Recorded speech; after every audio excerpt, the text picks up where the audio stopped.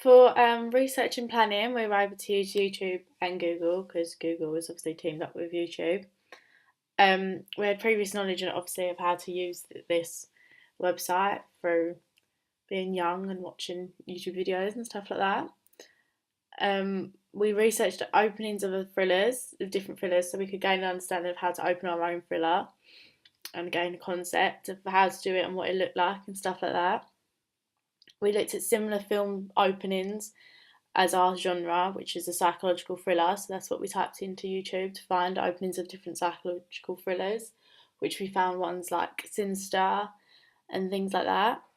We looked at different title sequences and analysed them through using YouTube again because we wouldn't be able to get them unless we had YouTube and watch them ourselves.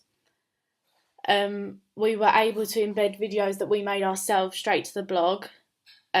As Blogger is also teamed up with Google and YouTube is also teamed up with Google, so it was easy to put our own videos onto the blog. For example, the actual thriller was easy to embed because you could do it straight from YouTube. And it benefited us as we were able to see what other people have been doing before, as we could see it on YouTube and stuff like that. The website Google was used for most of our research and also creating our whole blog. Google's how we accessed our whole blog because Blogger is made by Google. It's a good platform for research. We were able to research things like the BBFC's age ratings and what we rated our what was rated they rated and what they would rate our thriller. We were able to also research ratings for other films and see where ours fitted in ourselves and judge it on our own terms. It's a good search engine, it's reliable and gave us good info and lots of other different info as well. We use Microsoft Word for the planning. We're aware of how it works because obviously it's quite easy to use and stuff like that. It's quick for brief notes and stuff like that. For post planning, it was good, easy, and hassle free. We were able to write it and print off who was uploading what post each week. And if we wanted to embed a Word document onto a blog, we just had to go onto Scribd and upload it straight onto Scribd, which would then be able to embed it into our blog because you can't upload things straight from Word onto the blog, which was sort of a problem, but wasn't because Scribd helped us overcome this. Microsoft PowerPoint is sort of the same as Word, but it's more interesting and you can have slides instead of just pages. And yeah, it's more interesting to use. To put this on our blog, because you can't just upload PowerPoint straight onto the blog, we had to upload to SlideShare, which then converted the presentation onto the blog and you could go online to view it. And it's more visual than just using words. You're able to see it more and connect with it more. So for this I'm going to be talking about the blogging methods and softwares that we use to upload posts to our blog for pre-production of our thriller film, how it all came together throughout on our blog. So first of all we used Blogger, which has all of our posts all onto the all on this site. You can see everything we've uploaded on there from using all of the other softwares that we used to put on there, so you can view all of our work all in order. We use different softwares and methods to embed into Blogger, various different ones, so it's like different visuals. You can see like there's different things, it's making more interesting and attracting and appealing to our audience. When we uploaded our posts, we could keep them as a draft, so we could go back and edit them at any time we wanted to. And even if we uploaded it and we still wanted to edit it, like say if there was a spelling error in the title, we can go back and change that even though it's been uploaded. So it's quite good, quite easy to use. So yeah, we use that to put all of our posts onto and keep them all in order and very neat and tidy. Another blogging software that we used was SlideShare. This began with creating a PowerPoint presentation and then uploading that onto SlideShare to the internet so we could put that onto the blog. The only thing with SlideShare, it does take quite a long time to upload everything from the PowerPoint to the presentation to the blog, but it was just a way of using PowerPoint and still managing it to get onto Blogger. Similarly, we used Scribd, where we had Word documents, and if we wanted to like quick brief notes, we'd put a Word document onto Scribd, so put it onto the internet so we could embed that with the link onto our blog so you could see it and it like fit well, and then you could adjust the size to make sure it fits the page. So yeah, we use SlideShare and Scribd for like informational posting, etc. We also used Prezi as a way of presenting our ideas for our upcoming thriller. This is quite a nice site to use. It's like more visual presentation. You could like, it looks nice and attracting, like for the audience. However, if the Prezi as a whole was used too much, then I thought they looked quite similar because it's always just circles going around a page. But yeah, it was nice to like use that as a way of telling information about what's happening next or what's happening in our thriller. I also thought it was quite interactive for the audience, so they'll be able to click for the next page and then the screen will slide to the next circle, bubble, whatever you want to call it. Another blogging method we used during this process was iMovie. This was used to edit some videos we uploaded to the blog, so for example like the location ideas, and I did a title sequence for The Dark Knight, and I used iMovie to edit that. I used it for our questionnaire as well, and along with like all the interviews for the directors and the editors, we used iMovie to edit it. As before we started this process, me and Megan, who also used iMovie, were quite familiar with this software, so it was quite nice and easy to use, and we thought it gives quite clean cuts between scenes. You can duplicate videos, you can add in sound, you can take out sound. So yeah, we thought that was quite good. We could have text as well, which we added to some of the screens instead of asking the question. So for when I was editing the editor's interview, instead of me asking the questions, I had a blank page and the text on there because I thought it'd look nicer. And so yeah. Alongside that, we used an iPhone as a blogging method.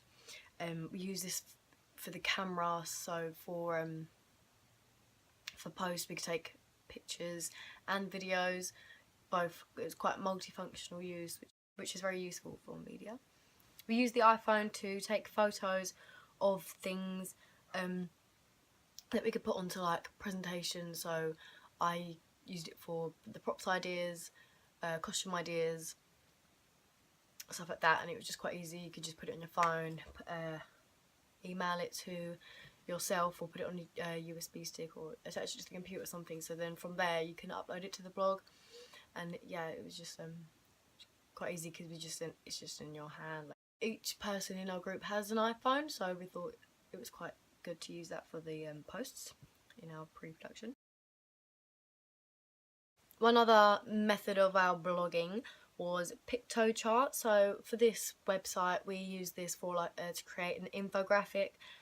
We didn't discover this till quite later in the process. We didn't know it was a thing, and then we found it out and we thought, oh, this would be quite nice. Have a change of presenting information and the ideas that we had for the thriller. I felt like it was a nice visual for people to look at. It was quite clean, tidy. I found it quite difficult to use at first, but then later on I kind of got used to it, like you do with any site really. I understood it more, and then yeah, so I was using that for some posts as well. You can upload, so for example when I did the music ideas, I uploaded a YouTube video of the song, which we was going to use but we didn't end up using. So you could use all those links, put it on there. You could even add pictures of your own, which we use from the iPhone. Like I said before, put that onto Piktochart, embed that. And yeah, so with this site, you didn't need to put it onto a site where you had to go onto the internet, because it was already an internet website to create a presentation. So you didn't need to upload it to another site or anything. It just went, you could just embed it straight away as soon as you shared it. So unlike PowerPoint and Microsoft Word, just go straight on there to the blog, which I thought was quite straightforward.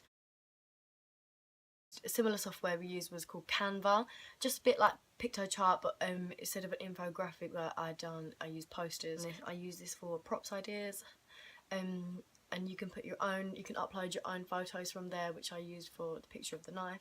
It was quite nice to use a different site other than Prezi, PowerPoint, Word, Pictochart, etc. Because you could use like different features. Obviously different fonts, text, just make it look a bit more exciting on your blog. It's quite easy to learn how to use it. Those were all the softwares, blogging methods, etc. that we used for our showing ideas, information onto the blog for our upcoming thing. This video is going to be about the construction part of our thriller. How we made it, what we used, etc, etc. So the iPhone was used to film the prelim and other posts within the pre-production phase of our thriller. We found it had quite good quality filming. You weren't unable to see anything, like you could see everything quite clearly. It's quite easy to use. Everyone's used it before. Well, everyone in our group had used it before, so we knew how it worked. We used to film behind the scenes of our thriller, so like used it in filming diary days. We also used it to film the makeup tutorial and other posts like location ideas, etc. like that. The iPhone has multifunctional use, so the use of photos and videos recording, and also you could use the voice recorder, for which we used to put the sound effects onto our thriller. So we created our own sound effects from the iPhone and put it onto our film. So it's quite good that you can take photos, take videos, voice, or take a recording without even an image, all on one device. So it's quite good in that sense. Also on the iPhone we had iMessage, so we could have a group chat and we could tell each other what posts are we doing next, what filming days we can do, what free periods we have together at school. We could discuss deadlines and what's due, etc. So it's quite good, we could reach out to each other quick. We also used it to edit videos, so I used iMovie on my phone to edit any videos that I was going to upload to my blog, like for example the location ideas, makeup tutorial, etc. We also used all of the computers at school to help us with our posts for our blog, to research like anything previous to filming our thriller, as it was like it had quick internet access. Also creating the posts on there, and as at school it was quite difficult to upload the posts onto the blog as it took quite a while, so using laptops at home, we used to actually upload all our posts on there, so embedding it, using a link or going straight on there with images that we've taken on our phones, etc. and just going straight on there, quite easy to use.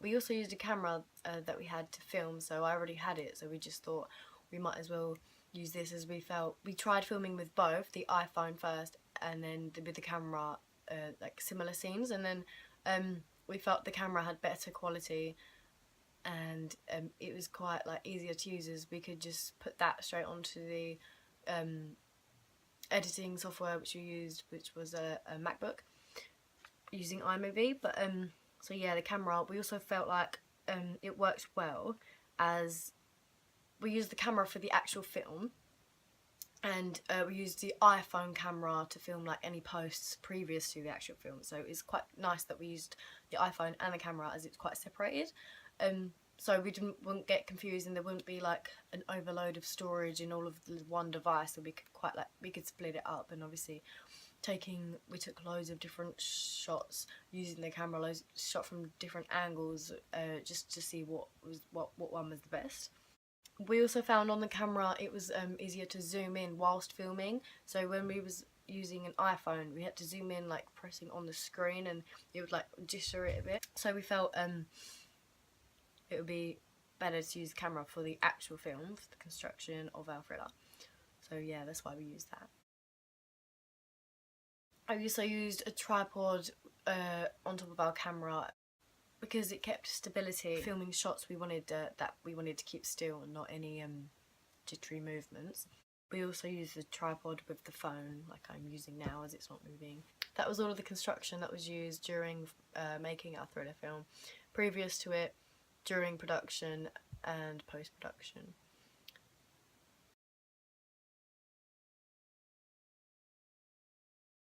For the post-production of our thriller, for the editing, we used iMovie, which is an application on the MacBook Pro or your phone, but it's easier to use on a MacBook because it's a bigger screen and there's more you can do on it.